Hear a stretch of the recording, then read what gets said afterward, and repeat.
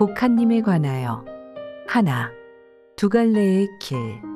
1875년에 있었던 일로서 또 하나 잊을 수 없는 것은 교조님의 막내 따님인 곡한님의 출직입니다. 곡한님은 1837년 12월에 태어났으므로 입교 당시에는 어머니이신 교조님의 젖을 먹고 있을 때입니다. 철이 들어감에 따라 곡한님의 눈에 비친 것은 여우에 홀렸다거나 잡신이 들었다고 비방받고 있는 교조님의 모습이었을 것입니다. 그리고 그때부터 기나긴 극빈의 시대가 계속되었습니다. 남들과 같은 처녀다운 시절은 끝내 가져보지 못했던 것입니다. 그러면서도 교조님의 말씀에 순직하게 따랐고 17세 때는 오사카 나니와까지 신명을 전하러 나갔습니다. 그 후 크고 작은 갖가지 박해가 찾아왔으나 조금도 굴하지 않고 지나왔던 것입니다. 언니 둘은 일찍이 출가를 시켰으나 교조님께서는 곡한님에 대해서 일찍부터 독신 생활을 말씀하셨다고 전해지고 있습니다. 즉 결혼하지 않고 오직 터전에 있으면서 신님의 일에 노력할 것을 교조님은 바라셨던 것입니다. 그러면 곡한님은 어떤 혼을 가진 분이었던가? 이것은 친필 제11호 69에서 72수의 노래에서 살필 수 있습니다. 여기에서는 나카야마 집안의 집터에 인간 창조의 리를 가진 사람이 4사람이 있는데 그중 한 사람이 곡한님이라고 가르치고 있습니다. 이러한 곡한님은 일찍부터 교조님 곁에서 정가린의 역할을 하셨고 나아가 월일이 몸속에 든 2사람을 각각 별실에 따로 있게 해주었으면 구해오 이라고까지 기록하실 만큼 곡한님은 월일의 현신이신 교조님의 대리와 같은 입장을 기대하셨던 것입니다. 그야말로 젊은 신 곡한이었던 것입니다. 그러나 결국 그러한 기대에 부응하지 못한 채 출직하고 말았습니다. 사태의 발단은 이치노모토 마을 카지모토 집안에 시집을 간 교조님의 셋째 딸 오하루님이 1872년에 출직한 데 있습니다. 7번째 남자아이를 출산하고 곧 출직했습니다.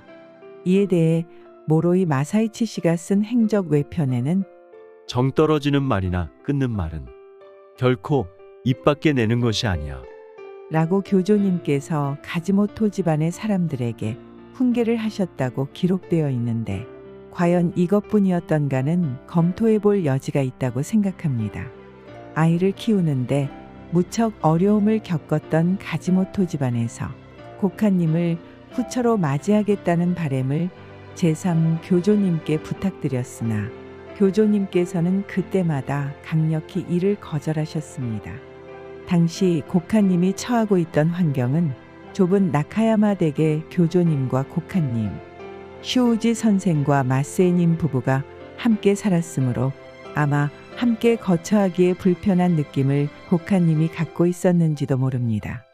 그리고 신님의 일에 열중하다 보니 이미 홍기가 늦어지고 말았다는 생각도 있었을 것입니다.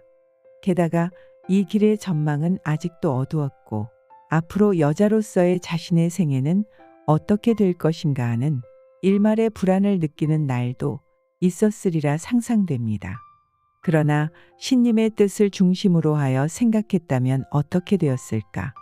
교조님께서는 1838년의 월일의 현신으로 정해지시고부터 어떠한 사정이나 고난 속에서도 오직 한 줄기로 이 길을 걸어오셨습니다.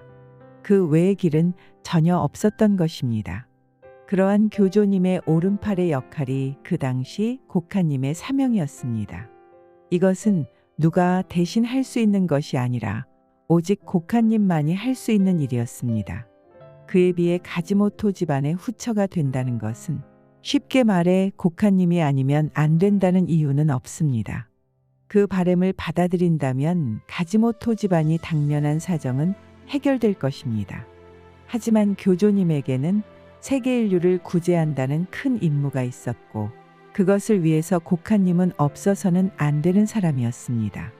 그 어느 쪽 길을 택할 것인가는 결국 곡한님의 의사에 달린 것입니다. 이 의사결정은 잠옷 중대한 것이었는데도 곡하님을 비롯하여 주위 사람들은 거기까지 생각이 미치지 못했던 것 같습니다. 이 엇갈림이 훗날 중대한 결과를 초래하게 되었던 것입니다. 둘. 구제받는 시선. 곡하님은 어찌할 바를 몰라 허둥대는 가지모토 집안의 형편을 보다 못해 결국 그곳에 가기로 결심했습니다. 그것은 통상적인 신혼생활과 같은 즐거운 것이 아닌 많은 아이들의 뒷바라지를 위해 힘겹고 고된 생활로 들어간다는 것을 의미하는 것입니다. 이런 점으로 보아 곡하님은 본인을 희생하여 언니의 자식들을 키우려고 결심한 것이라 하겠습니다. 정문 유언에 의하면 이때 교조님이 그러면 3년만 가 있는 거야. 3년 후에는 붉은 옷을 입고 상단에 앉아 사람들의 예배를 받게 될 거야.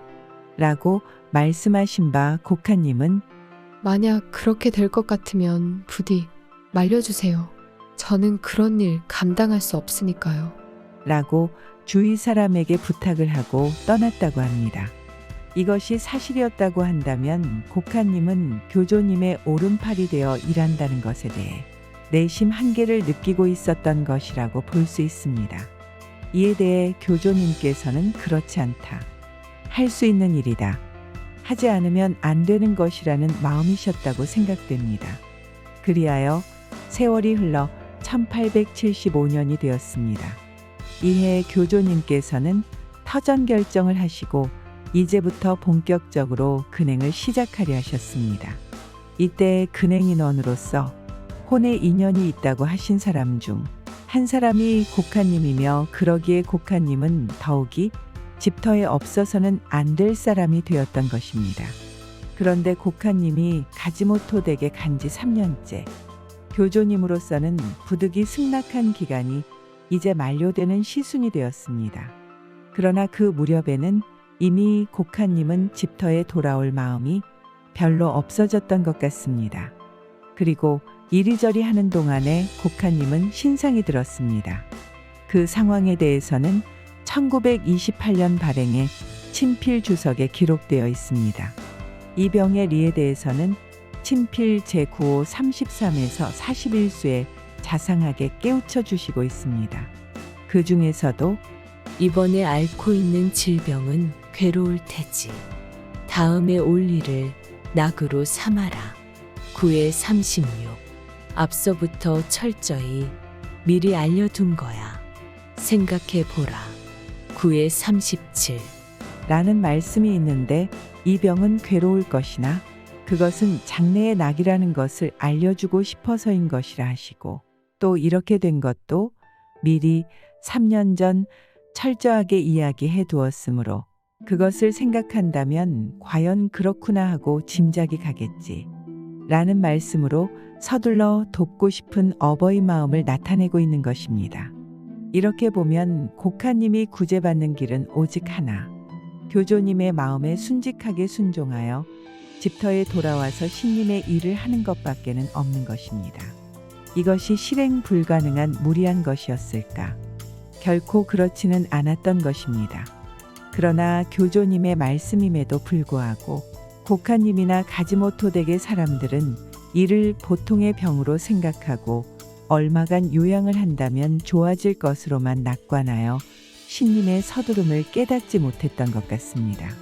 지금까지의 경이나 사람의 체면으로 보아 병이 들었으니 돌아간다, 돌려보낸다는 것이 도리가 아니라고 느꼈었는지도 모릅니다.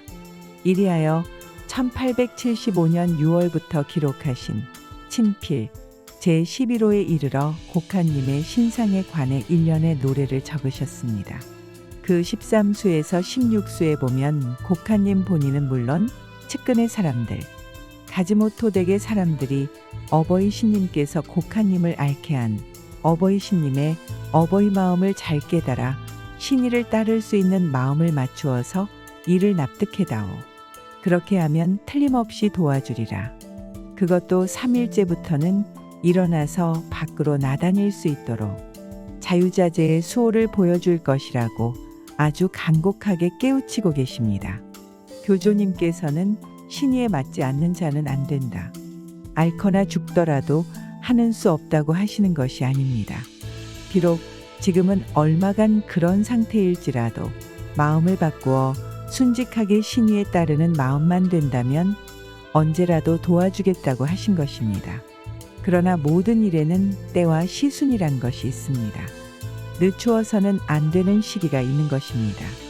머리로는 알고 있어도 마음속에서 납득하지 못하고 조그마한 인간적인 사유로 그 시순을 놓친다면 구제받아야 할 사람이라도 구제받지 못하는 경우가 있다고 말씀하신 것입니다.